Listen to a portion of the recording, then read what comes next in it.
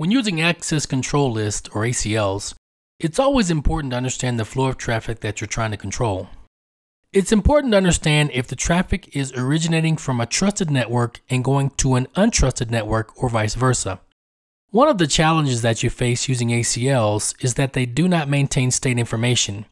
One of the tools that can be used to help determine if the traffic is originating externally or if it's return traffic that was originated internally is the establishment bit.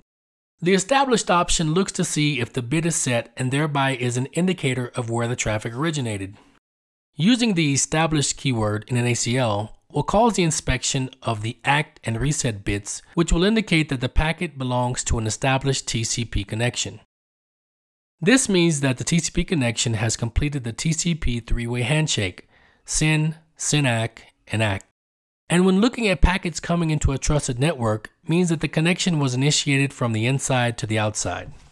If we look at this example access list, access-list 102 permit TCP any established, interface Ethernet 0, and IP access group 102N, in this case, the Ethernet 0 interface would represent the outside or untrusted network, and when this ACL is applied to that interface, it will only allow packets with the acknowledge or reset bit set to pass.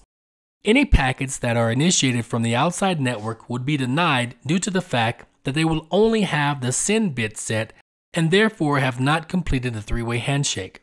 Using the established keyword can be one of the tools used to enhance the security posture of a perimeter router.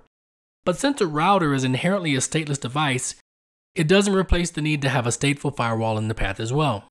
The principle of defense in depth, which states the need for multiple points of inspection on different platforms as traffic goes in and out of a network, should always be kept in mind. No single device can fulfill all the needs of a comprehensive security solution. Another example of how the above ACL would function is to take a close look at an FTP connection.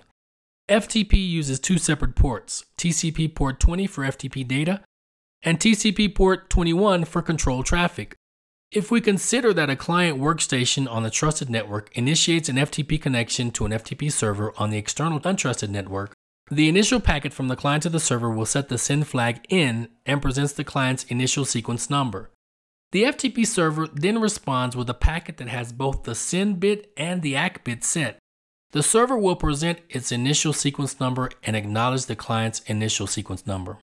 The client then completes the TCP three-way handshake with an ACK, acknowledging the server's initial sequence number. In this case, the packets from the server that are associated with this connection have the ACK bit set and will be allowed by the established configuration in the ACL. An important issue to consider when discussing FTP is that it can run in two modes, FTP passive mode and FTP active mode. In FTP passive mode, the client connects from a random port to the FTP servers on TCP port 21. The FTP server will specify this random port for FTP data through the FTP control channel.